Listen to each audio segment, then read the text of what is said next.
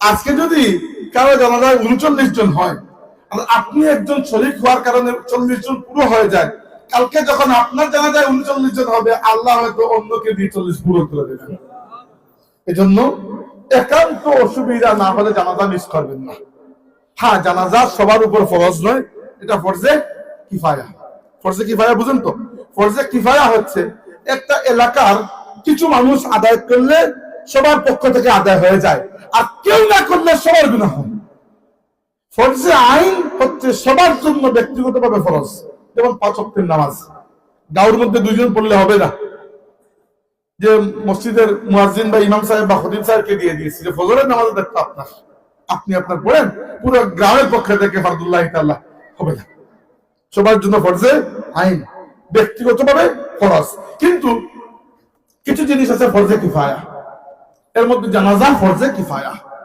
ওলামা কেরাম বলেছেন একটা এলাকা বলতে আজকের যুগের এলাকার মতো মনে করবেন না। আজকের যুগে আমি আসার সময় চিন্তা করলাম, আমি আজকে গতকালকে গত পরশু মনে হয় সিলেটের সেই বিখ্যাত হাওর হাকালুকি, পুরো হাকালুকি হাওর আমি চক্কর দিয়েছি। আমি সিলেট থেকে বেরিয়েছি, গোলাপগঞ্জ, বিয়ানীবাজার, বললেখা, জুড়ি, তারপরে যাবো কুলেওড়া, তারপরে ব্রাহ্মণবাজার হয়ে রবিবাজার যাব, ওইখান থেকে যাবো রাজনগর, ওইখান থেকে ফেঞ্চুগঞ্জ হয়ে যাবো সিলেট। চিন্তা করতে পারছেন কতটুকু ঘুরছি? এই ঘোরার মধ্যে প্রত্যেক 5 মিনিট পরে পরে একটা বাজার আসতেছে। আমরা মাহফিলে আসার সময় খুব দ্রুত গাড়ি চালিয়ে আসি, যাওয়ার সময় রিল্যাক্স। যাওয়ার সময় আমরা প্রত্যেক বাজারে চা খাইবো, পান খাইবো, নামবো, এন তেন কত কিছু। যাওয়ার সময় আমাদের একটু তাড়া থাকে না, এক সময় গেলেই তো হইলো। ওই বাঁচতেছে রাত 2:30, তো 2:15 গেলে কি আর 2:30 গেলে কি সমস্যা নাই। যাওয়ার সময় আমরা আস্তে আস্তে, মাঝে মধ্যে হাইওয়েতে গেলে আমরা রেস্টুরেন্টে থামি, রুটি খাই, এই হাবি যাবি, আরো মানুষের সাথে সাক্ষাৎ হয়, গল্প হয়। তো আসার সময় প্রত্যেকবার আমি খেয়াল করি যে 5 মিনিট পরে পরে বাজার আসছে। এটা আধুনিক যুগের কারণে।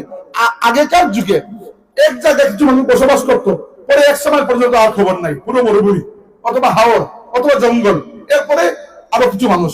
আগেকার যুগের এলাকাগুলো ছিল এইরকম। তো এইরকম এলাকায় প্রত্যেকটা এলাকায় 2 জন মানুষ ডাক্তার হওয়া ফরজে কিফায়া।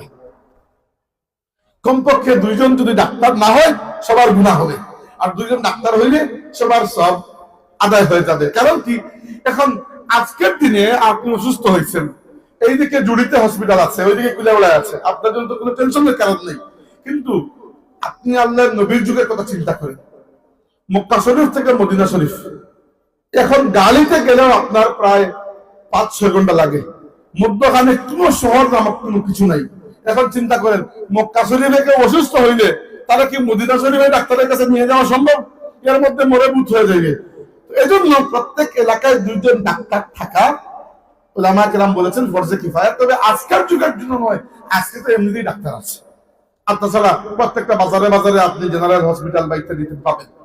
তাইলে আমি কি বললাম, কথার উদ্দেশ্য হইল যে একজন মানুষের জন্য যখন আপনি ইসালে সওয়াব করতে চান, মনে চায় যে আমার ভাইয়ের জন্য কিছু একটা করি, সবচেয়ে বেশি যেটা করতে পারে সেটা হচ্ছে সেই মৃত্যুর পরে তার জানাজায় শরীক হয়ে যাবে।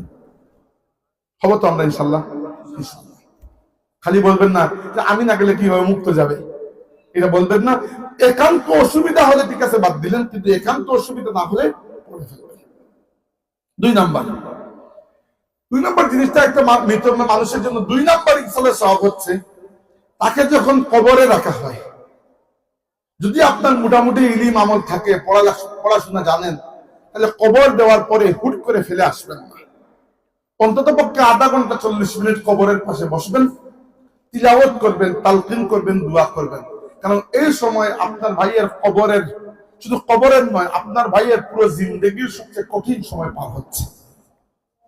একজন মানুষকে কবরে রাখার পর 3টা জিনিস হয়, 3টা।